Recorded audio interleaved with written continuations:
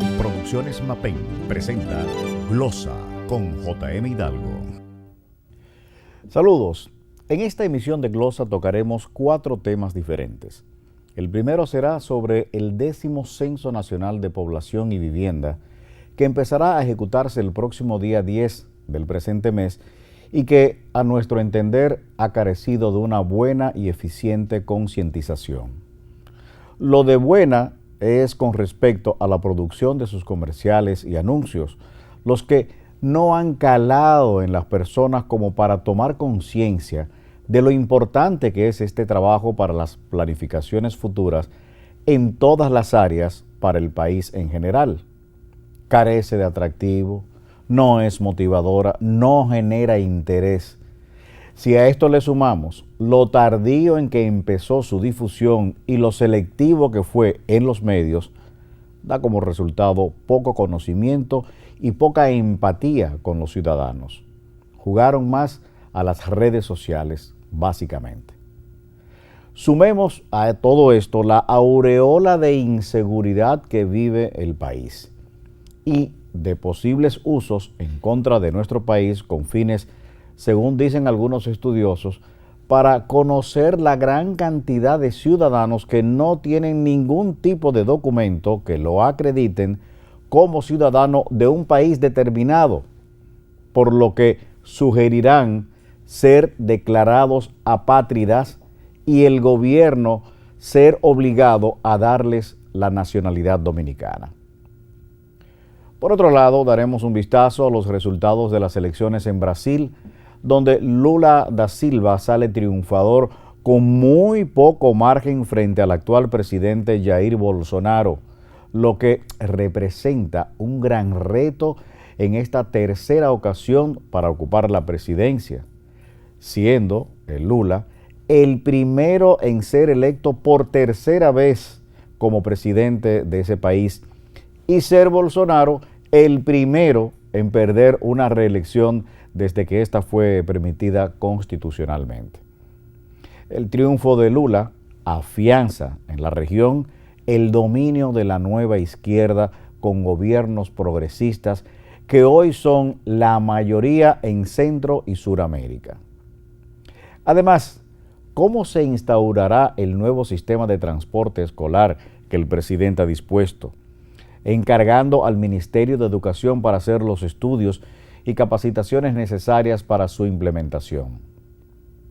Nuestras sugerencias al respecto sobre la necesidad de capacitar profesionalmente no tan solo a los conductores, sino también a un equipo que sirva de asistente dentro del autobús frente a accidentes y conflictos internos.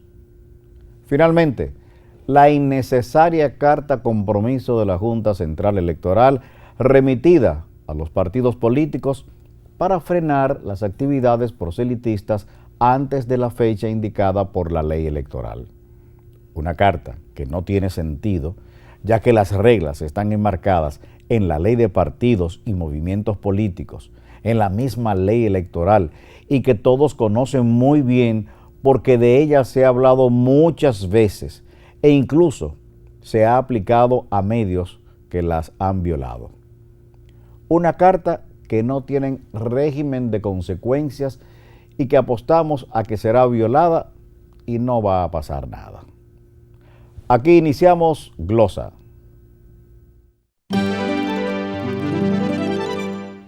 Desde el próximo 10 de noviembre se pretende realizar el 10º Censo Nacional de Población y Viviendas en medio de una aureola no muy positiva ni favorable para el mismo. En primer lugar, la campaña para concienciar a la población de la importancia del mismo no ha sido efectiva.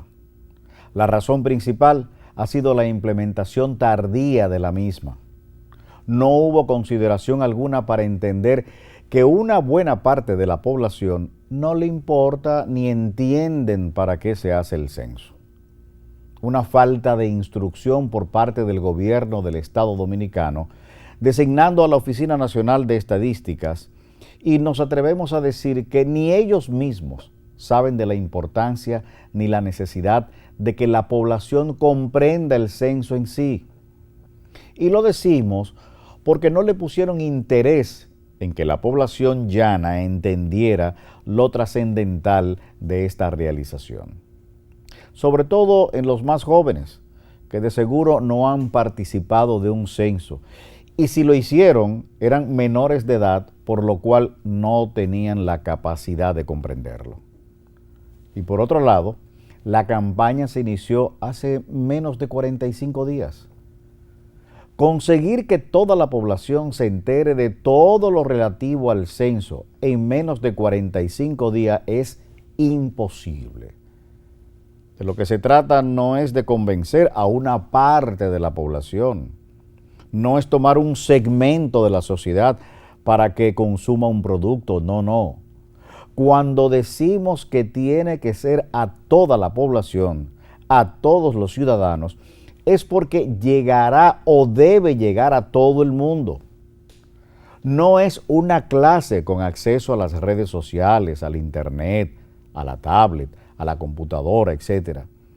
El tiempo fue muy corto, la campaña salió muy tarde, pero por otro lado, la campaña no es muy efectiva, no es comunicativa, no es motivadora, no es convincente. La creatividad desde el punto de vista publicitario no logró su objetivo. Tan solo pregunten antes del día 10 quiénes saben cuándo se hará y si saben cómo se realizará. Tan solo pregunten qué saben del censo. Estos elementos que recaen en la institución organizadora y en el gobierno mismo demuestran falta de interés, falta de experiencia, de capacidad para hacer una campaña sugerente y efectiva. Pero hay otros elementos. Está la confianza. ¿Realmente la población está confiada en que las personas que van a ir por casa son oficiales de la Oficina Nacional de Estadísticas? ¿Qué sabemos sobre las personas que tocarán nuestras puertas, los empadronadores, para que permitamos entrar a nuestros hogares a 2, a 3 o a 4 desconocidos ante la inseguridad existente hoy en día en el país? ¿Van a esperar que todo el proceso se inicie para decir en quiénes podemos confiar? ¿Cuáles serán las medidas de seguridad que debemos tener antes de hacer pasar al interior de nuestras casas a gente que no conocemos? De hecho, ya es demasiado tarde. No hay tiempo para crear un ambiente de confianza en los ciudadanos. La poca promoción dirigida desde el Palacio Nacional no ha sido lo suficientemente contundente ni en la calidad de la producción ni en la cantidad de su difusión. Si a estos elementos intrínsecos del censo mismo le sumamos la campaña orquestada para que los ciudadanos no permitan la entrada de los empadronadores, ya que se alega identificar a los ciudadanos indocumentados, tomar fotos a lo interior de las viviendas, no sabemos si a la estructura o a las personas, determinar el color de las personas con propósitos no muy patrióticos, estos resultados no serán del todo fiables. De acuerdo a un importante grupo de ciudadanos, se pretende utilizar el censo para saber cuántos indocumentados hay en el país, sobre todo de procedencia haitiana, para declararlos apátridas y por lo tanto obligar al gobierno a declararlos como dominicanos. Reiteramos, es según lo que se dice y que además ciertos funcionarios del gobierno con algunas declaraciones lo justifican. En este caso, ellos se remiten a las personas, a las preguntas 36 a la 40, donde se le cuestiona al empadronado dónde nació, dónde residía la madre cuando nació, si fue en República Dominicana o en otro país, el año en que llegó tanto el empadronado como la madre, y detallar sobre cuáles son las dificultades para conseguir trabajo en nuestro país. Todo estaría sustentado con fotos, identificación de la piel, lo cual desde ya es un síntoma de racismo, y sobre todo en la falta de documentos que les identifiquen. Lo del color de la piel es una característica que indudablemente ayuda a identificar a una persona.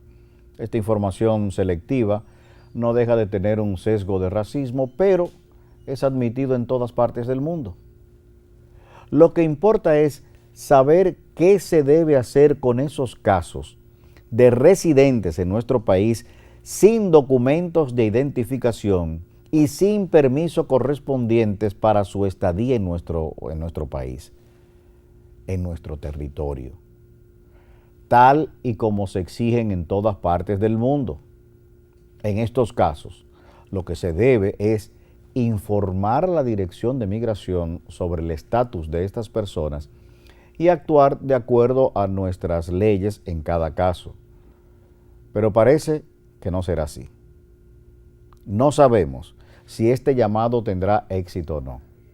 No podemos calcular cuántos hogares acatarán este llamado a no permitir que los empadronadores entren a sus hogares y negarles las informaciones que soliciten.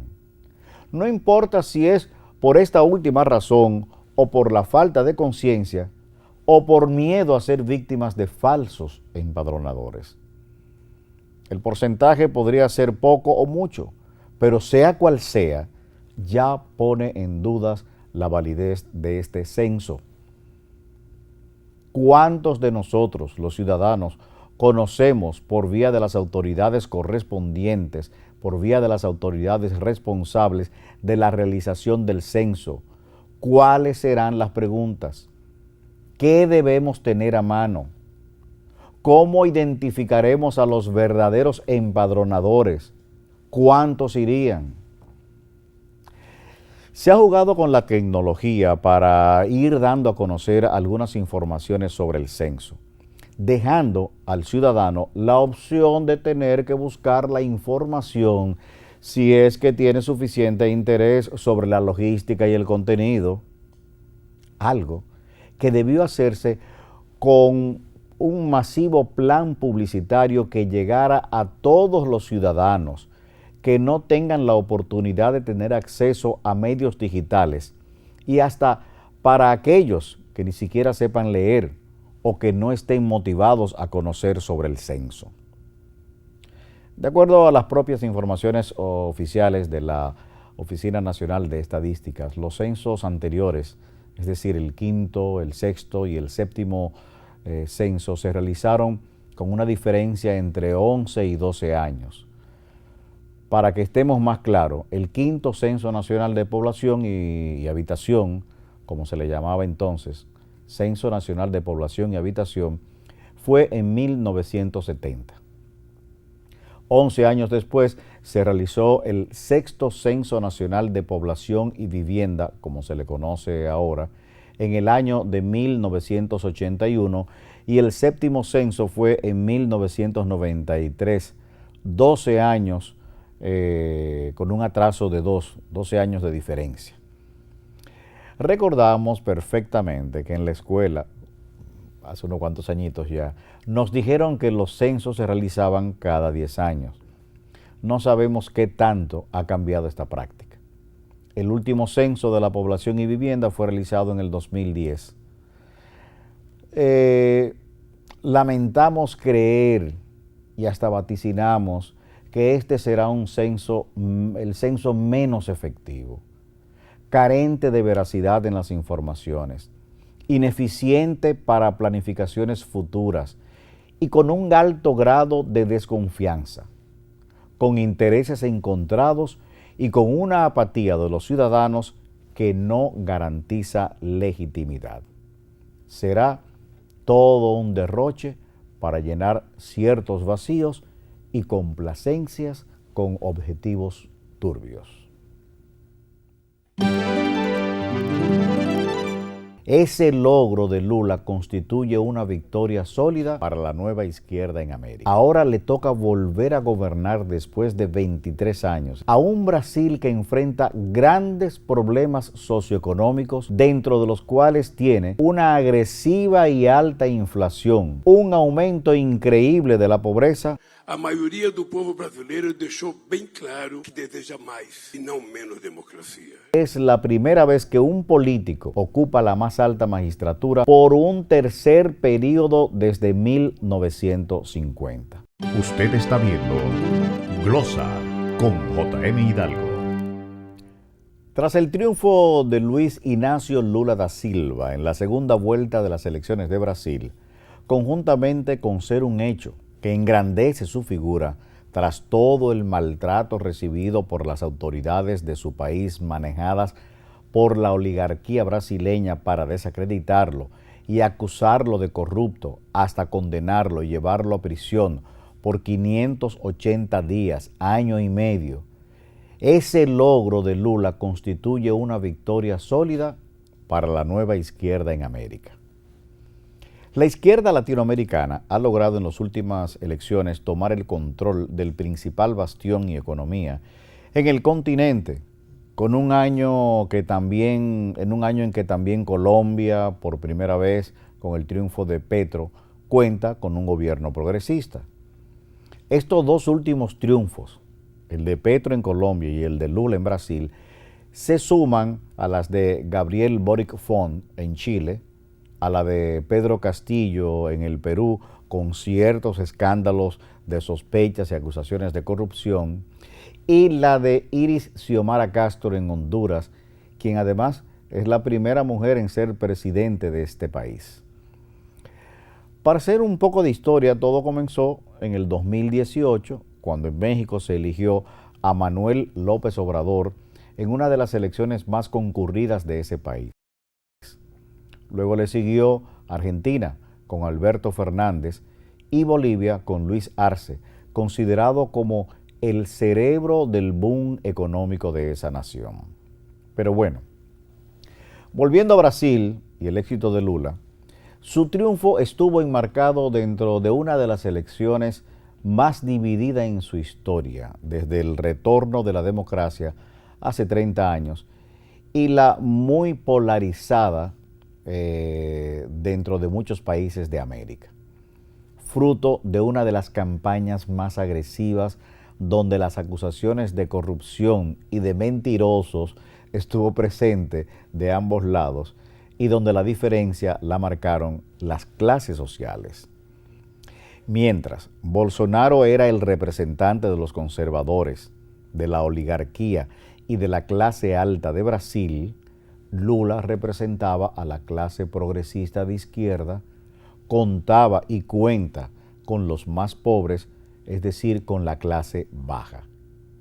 Ahora le toca volver a gobernar después de 23 años, es decir, 2 décadas después, a un Brasil que enfrenta grandes problemas socioeconómicos, dentro de los cuales tiene una agresiva y alta inflación, un aumento increíble de la pobreza, por lo que Lula tendrá que retomar y adaptar a la nueva realidad los planes de asistencia sociales y de desarrollo en todo el país.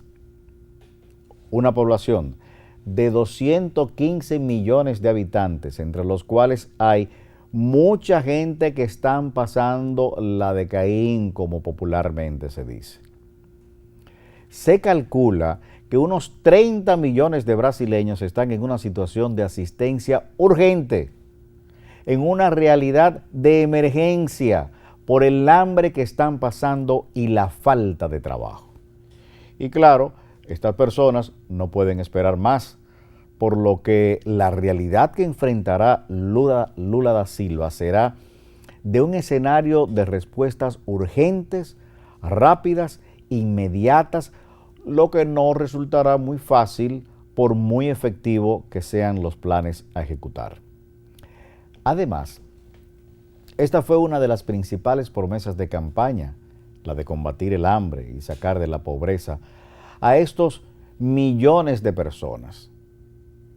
Por otro lado, deberá propiciar un ambiente político más estable, más favorable para implementar esas políticas públicas para el crecimiento de la economía y poder satisfacer las demandas de los millones de personas que son muy vulnerables.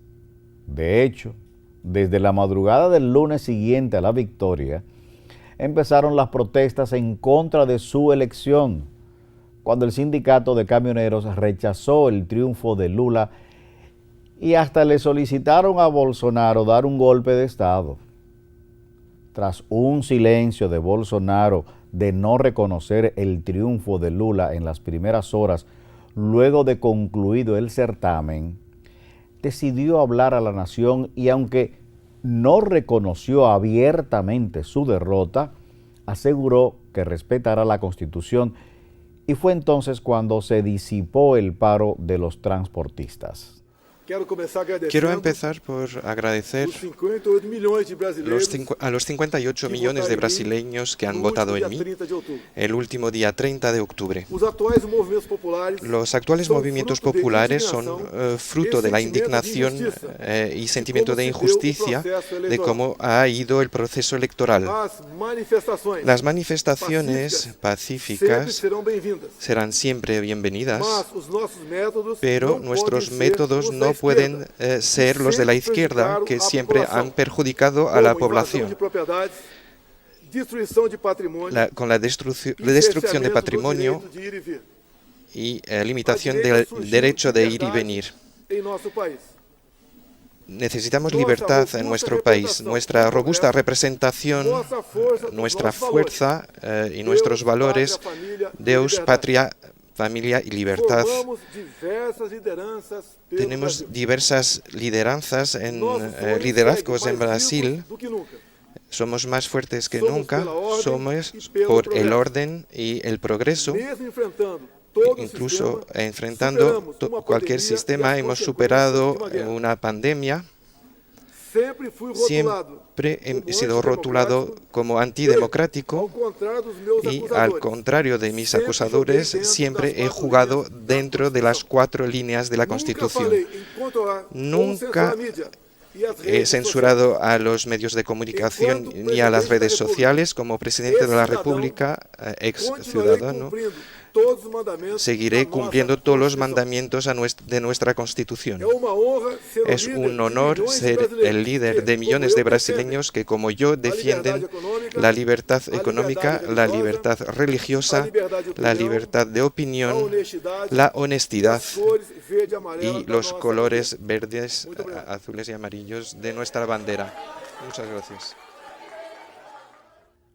Recordemos que tiene un país prácticamente dividido en 2 partes iguales, una a su favor y otra en contra. Incluso en el Congreso mismo, por lo que lo anterior dicho por nosotros de motivar un ambiente político menos tenso, se hace necesario y al mismo tiempo difícil de conseguir con sus opositores para que le apoyen simple y sencillamente.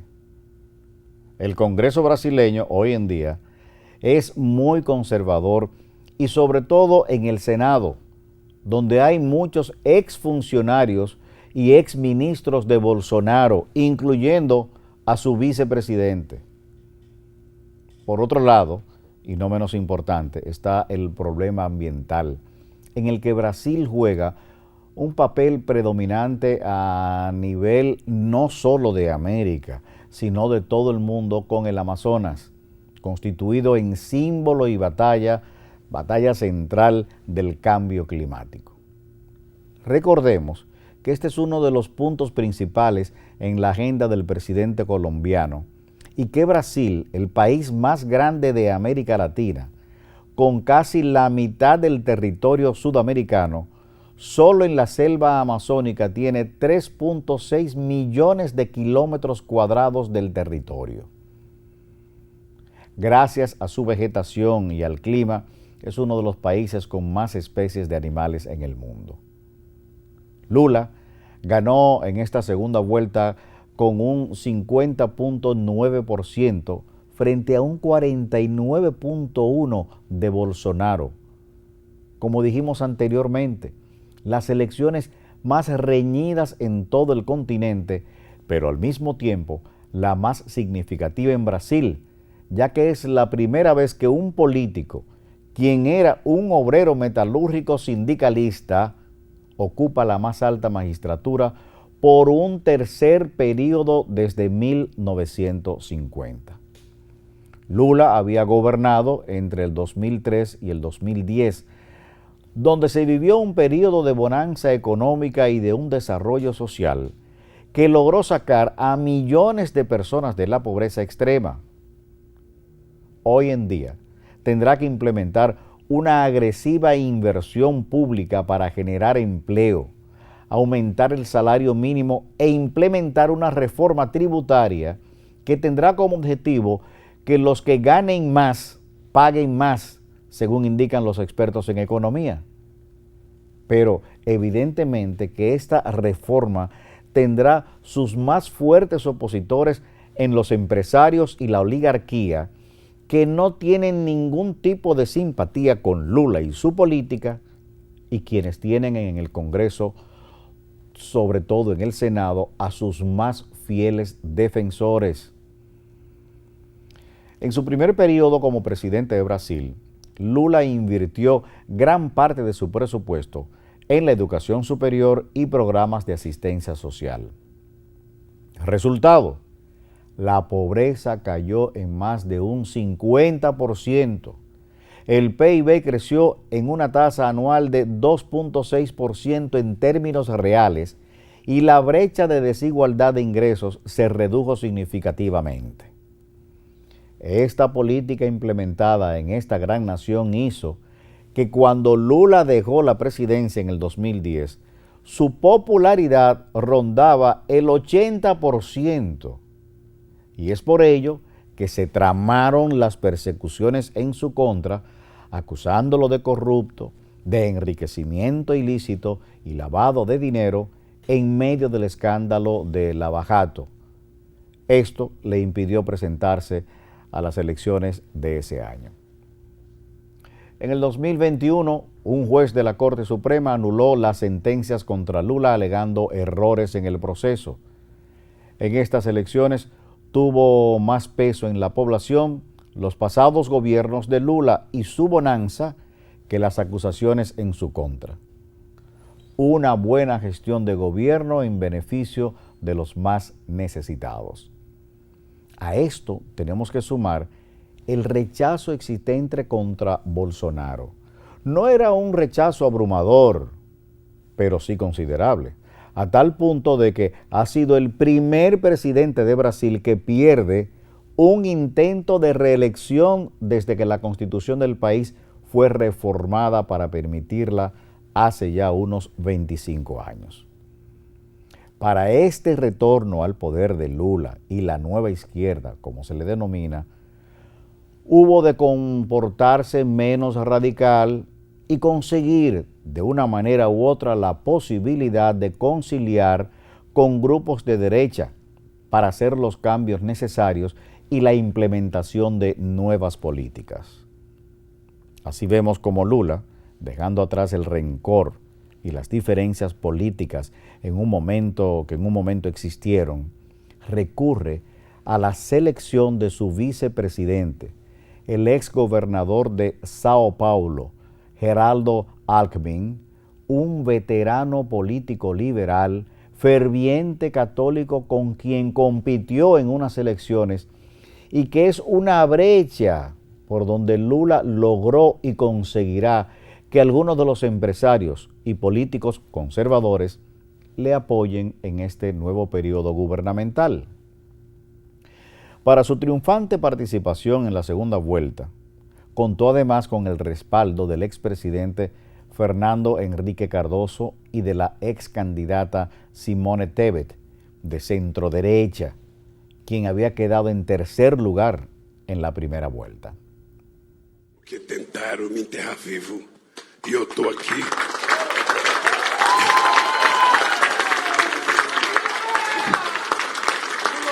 Estou aqui para governar esse país numa situação muito difícil, mas eu tenho fé em Deus que com a ajuda do povo nós vamos encontrar uma saída para que esse país volte a viver democraticamente, harmonicamente, e a gente possa, inclusive, restabelecer a paz entre as famílias, entre os divergentes, para que a gente possa construir o mundo que nós precisamos e o Brasil. Esta não é uma vitória minha, nem do PT, nem dos partidos que me apoiaram nessa campanha.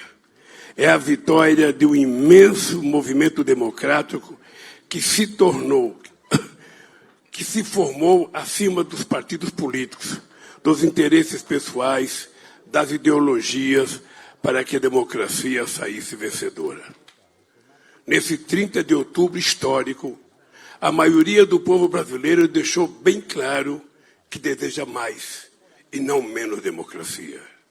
Deseja mais e não menos inclusão social e oportunidade para todos. Deseja mais e não menos respeito e entendimento entre os brasileiros. Em suma, deseja mais y no menos liberdade, igualdade, fraternidade en nuestro país. En definitiva, vuelve al poder en Brasil el hijo de una familia pobre, de padres analfabetas, que trabajó como limpiabotas, como decimos nosotros los dominicanos, y que a la edad de 14 años empezó a trabajar como obrero metalúrgico y quien se convirtió en un gran líder sindical, ocupando por primera vez la presidencia en el 2003, repitiendo un segundo mandato, y hoy es el primero en volver a ser presidente para un tercer periodo de 4 años. Luis Inácio Lula da Silva. Astutamente propone un pacto inicuo para que todos los partidos lo firmen, totalmente innecesario. Se hace campaña tanto en los medios tradicionales como en los digitales y redes sociales. Pero no tan solo lo ha utilizado Leonel, lo sabe y ya se están ocupando de hacer lo mismo el PRM y el PLD. Cualquier declaración, cualquier manifestación pública, privada o en cualquier medio de cualquiera de sus dirigentes, eso es noticia. Y esa noticia no deja de tener cierto grado de promoción y de publicidad proselitista. Nosotros, los dominicanos, siempre estamos en política y en campaña. Usted está viendo Glosa con J.M. Hidalgo. Como un acuerdo protocolar y para hacérselos simpáticos, es como valoramos la carta compromiso que remitiera la Junta Central Electoral a los partidos y movimientos políticos del país. Lo de hacerse los simpáticos se lo atribuimos tanto a la Junta Central Electoral como a las organizaciones políticas que lo firmaron. Todos nuestros políticos saben muy bien qué es lo que se puede hacer y lo que no se puede hacer antes de que la Junta Central Electoral abra el periodo de precampaña y de campaña rumbo a las elecciones municipales, presidenciales y congresuales.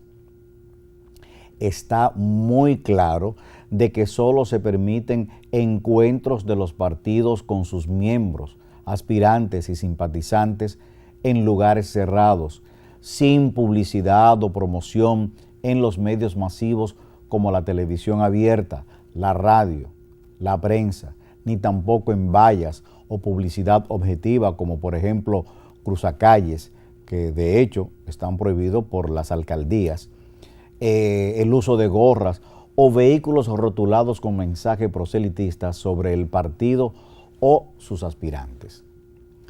Para eso no era necesaria la firma de un acuerdo. La Junta Central Electoral tiene en sus manos las herramientas legales para accionar contra aquellos que violen estas normas. ¿Para qué sirve un acuerdo que de ser violado no tiene ninguna importancia ni tampoco tiene régimen de consecuencias? ¿O es que la Junta tiene temor de darse a respetar? Si damos un vistazo a lo que hasta el momento han realizado los partidos, solo el partido de gobierno es quien ha hecho acciones directas para promocionar al presidente Luis Abinader para que se repostule. Recordemos la primera manifestación pública, que fue la colocación de una valla en Santiago, promoviéndolo para 4 años más, y que fue retirada por la alcaldía de Santiago y no por la Junta Central Electoral, a menos que esta última le haya delegado al gobierno municipal esa acción. Pero bien, no vamos a hablar de las manifestaciones coordinadas o no, del público asistente a los actos donde el presidente, por la razón de que es muy difícil determinar si obedece a un plan o manifestaciones espontáneas. De eso no podemos hablar. Pero de hecho se podría investigar.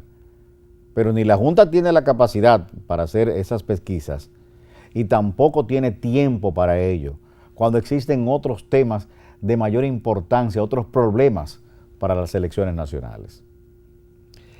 La segunda manifestación de apoyo a la reelección del presidente Abinader consiste desde hace ya unos meses en vehículos rotulados promoviendo 4 años más sin mirar para atrás. Y claro, con sus conductores y ocupantes con gorras y su propaganda de Abinader. Pero muchas veces esos son movimientos externos que también quieren hacerse los graciosos y sobre todo ponerse donde el capitán los vea. Ahora, lo más descarado y violatorio fue la manifestación organizada por la secretaria general del Partido Revolucionario Moderno exclusivamente para promocionar la repostulación del presidente.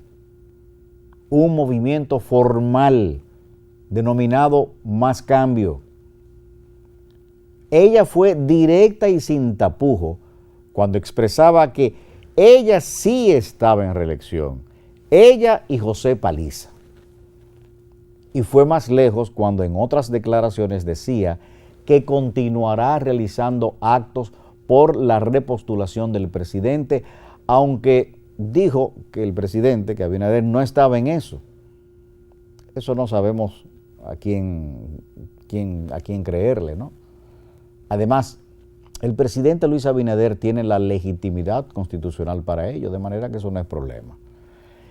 Es evidente que el presidente de la Junta Central Electoral y todos sus miembros no quiso ir directamente donde el presidente del partido, que además es ministro administrativo de la presidencia, ni contra la secretaria general del partido de gobierno, que además es alcaldesa del Distrito Nacional, sino que astutamente propone un pacto inicuo para que todos los partidos lo firmen, totalmente innecesario. Lo que más se acercó a estas manifestaciones abiertamente publicitadas como noticias de la repostulación del presidente fue la famosa consulta del PLD, donde se aprovechó tal despliegue para promocionar al partido y su posible candidato oficial, porque aún no lo es, bajo el manto de una consulta interna, pero de repercusión nacional, algo sumamente estratégico por parte del PLD. Y eso también es campaña. Mientras la Fuerza del Pueblo continúa cada semana promocionando su partido en la persona de su seguro candidato, que solo necesita estar en las calles y atacar al gobierno, lo que se traduce en una campaña nacional que gratuitamente reseñan todos los medios de comunicación nacionales. Se hace campaña tanto en los medios tradicionales como en los digitales y redes sociales. Y es que la figura, por ejemplo, de Leonel Fernández pesa tanto en la política y en la sociedad dominicana, y él lo sabe muy bien, que cualquier declaración suya es noticia. Y eso vale más que un spot publicitario sobre su figura y sus aspiraciones presidenciales. Pero no tan solo lo ha utilizado Leonel, lo sabe y ya se están ocupando de hacer lo mismo el PRM y el PLD. Cualquier declaración, cualquier manifestación pública, privada o en cualquier medio de alguno de nuestros políticos, de cualquiera de sus dirigentes, eso es noticia. Y esa noticia no deja de tener cierto grado de promoción y de publicidad proselitista. Todos los partidos políticos estarán en constante actividad, porque esa es su esencia. Y por más que la Junta Central Electoral quiera limitarlos, aplicarán estrategias para estar en los medios y la Junta Central Electoral no podrá impedirlo. Estamos de acuerdo en que no se hagan manifestaciones al aire libre o campañas publicitarias, pero siempre habrá una pequeña y diminuta frontera difícil de saber cuándo se hace proselitismo organizado y cuándo no. Una declaración pública, por ejemplo, de Abel Martínez, aunque sea sobre su trabajo en la alcaldía de Santiago, es promoción para su candidatura.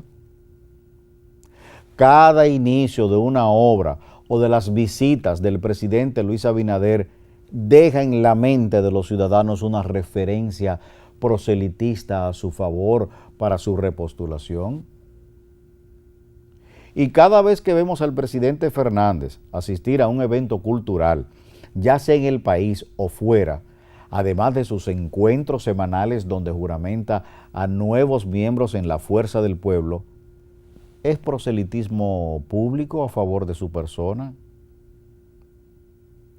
Y sobre eso que decimos de uno y de otro, la Junta Central Electoral no puede hacer nada, porque no violan ninguna ley, no violan ninguna norma o reglamento.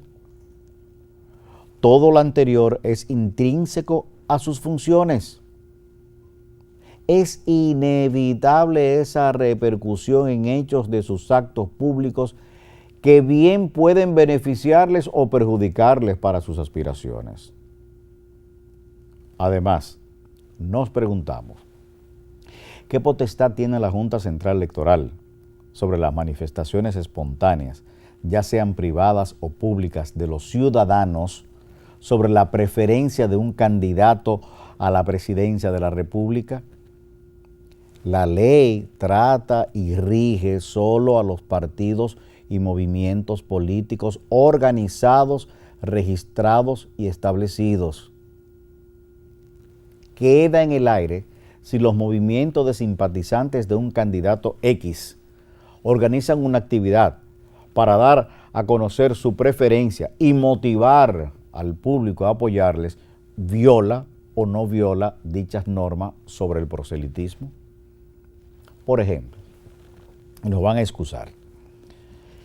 Si nosotros decimos aquí, en este programa, que apoyamos abiertamente la repostulación del presidente Luis Abinader y que debemos apoyarle para que gobierne 4 años más, o si manifestamos nuestro apoyo a la candidatura de Leonel Fernández para que vuelva a ser presidente por las razones que sean y llamamos a la gente a seguirnos, o decimos que el mejor candidato a la presidencia de la República para el 2024 es Abel Martínez e insistimos sobre su candidatura para que lo apoyemos, nos preguntamos, ¿qué acción judicial puede tomar la Junta Central Electoral sobre estas manifestaciones personales que puse como ejemplo, hechas en público o a través de un medio? Nosotros no somos un partido, no somos un movimiento reconocido. No tenemos normas ni leyes que impidan a un ciudadano hacerle campaña a un político. A una organización política sí hay normas y reglamentos e impedimentos. Lo que queremos dejar claro es que esta carta compromiso firmada por la mayoría de los partidos no servirá de nada y no es más que un paño de agua tibia para bajar los ánimos hasta que uno de ellos sienta la necesidad de atacar y no dejar la cancha libre para que otro, con mayor astucia o recursos, se aproveche del escenario político rumbo a las elecciones del 2024. En conclusión, nosotros, los dominicanos, siempre estamos en política y en campaña.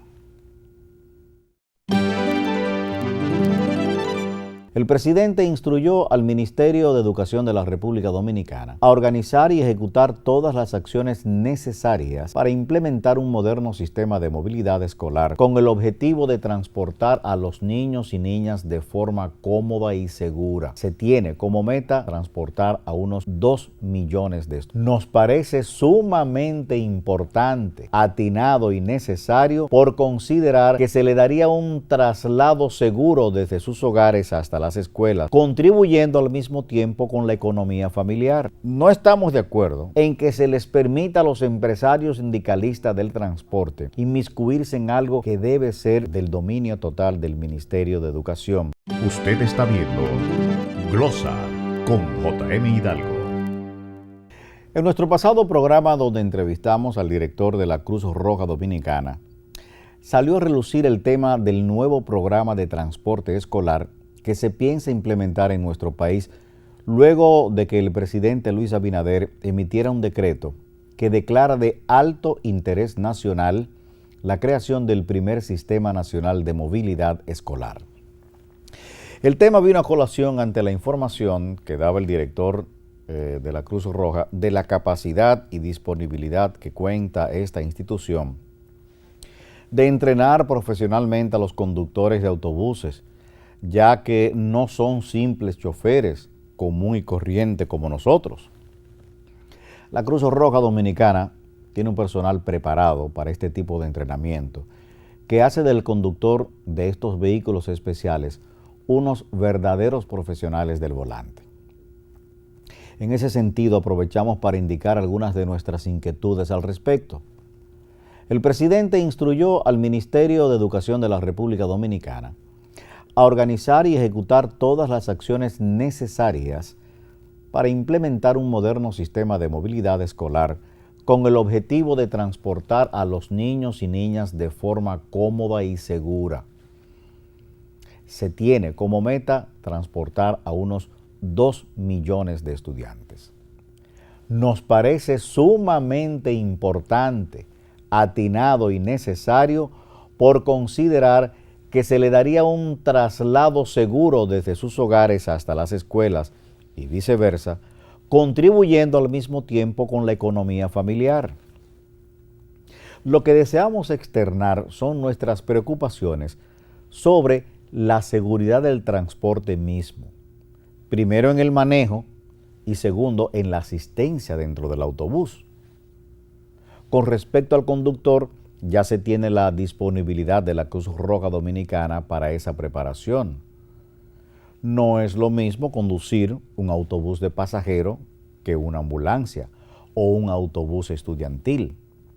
Necesitan de un entrenamiento especial, que si vamos a juzgar a partir de cómo manejan los choferes de los famosos negocios de los sindicatos, esas voladoras, lo que vamos a tener es un caos seguro. Además, estos sindicatos solo buscan beneficio económico, sin importarles si trasladan a niños, si trasladan mercancías, si son adultos o si son animales. Y ustedes lo saben. Pero también, además de eso, buscan tener el control para poder exigir a los gobiernos otras ventajas a su favor, como siempre han hecho durante toda su existencia. Nos referimos también a la seguridad en el interior del autobús, es decir, un asistente capaz de manejar cualquier situación que se presente durante el trayecto. Estos inconvenientes van desde un accidente, donde resulten lesionados algunos de los estudiantes, accidente es un accidente, o de algún conflicto interno fruto de un mal comportamiento de uno de los estudiantes, que van desde pequeñas riñas hasta acosos o bullying, como decimos ahora.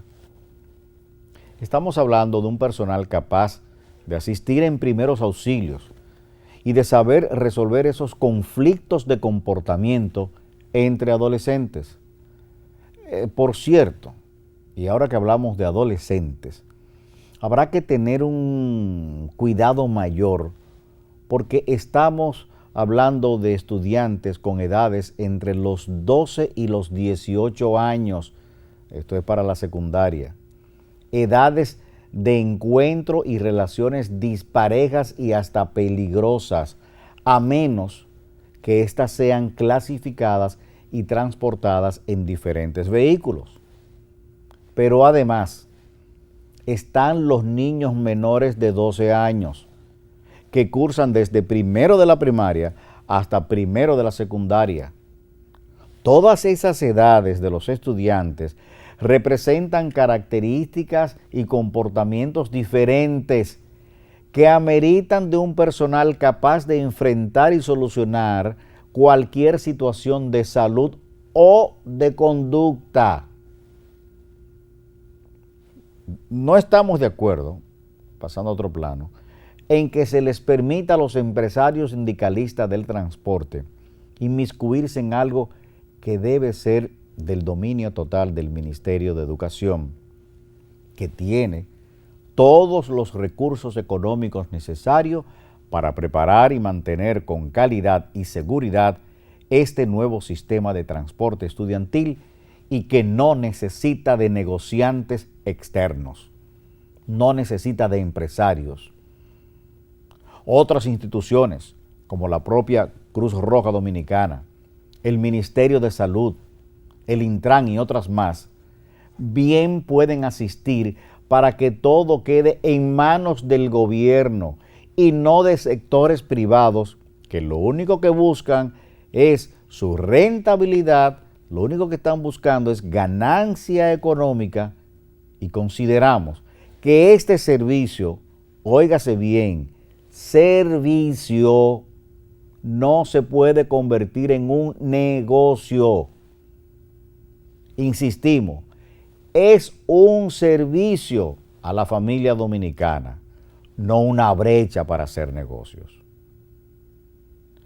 Nos imaginamos que este servicio de transporte estudiantil debe iniciar en las zonas rurales y ciudades del interior, donde el transporte apenas consiste en motoconchos que ponen en peligro sus vidas y conlleva un gasto para los padres de familia. Ya en las zonas urbanas existe transporte público y además hay servicios privados para estudiantes, por lo que no se hace urgente en esta primera etapa. Por cierto, que estos servicios privados de transporte de estudiantes pueden coexistir con los autobuses oficiales siempre y cuando cumplan con la resolución 003-2022 sobre el transporte escolar. Este documento estableció una serie de normativas técnicas a cumplir por los choferes que se dedican al transporte escolar, además de dar inicio a operativos para recoger vehículos sin condiciones para circular por las vías públicas. Eso es importante. Bajo la firma de Hugo Veras, director del Intran, la resolución enumeró las exigencias a las que deberá responder toda persona que busque obtener la licencia de transporte escolar. Aunque la resolución detalla 8 requerimientos para ofrecer este servicio, tales como aspecto interior, el equipamiento, medidas de seguridad activa, medidas de seguridad pasivas que habría que determinarlas, documentación, medidas de accesibilidad de personas con movilidad reducida, importante eso, y las características y especificaciones del uso del vehículo. Insistimos, aparte de todo eso, insistimos en la presencia obligatoria y necesaria de un personal auxiliar de 1 o 2 personas con la preparación para asistir a los estudiantes frente a cualquier inconveniente, como los que hemos señalado anteriormente. Esperamos que para el próximo año este gran servicio empiece a ejecutarse para seguridad y confort de los estudiantes y para el beneficio económico y la seguridad de sus padres. Así que desde ya les deseamos muchos éxitos.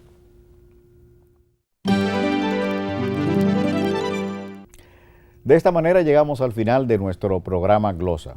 Recuerde, cada domingo a las 10 de la mañana por el canal 47 de AME y 84 de TV Canal Sur para todo el país. Retransmisión el martes a las 7 de la noche por AME 47. Visítenos en YouTube, otórguenos un like, compártalo y suscríbase. J.M. Hidalgo se despide. Hasta la próxima semana.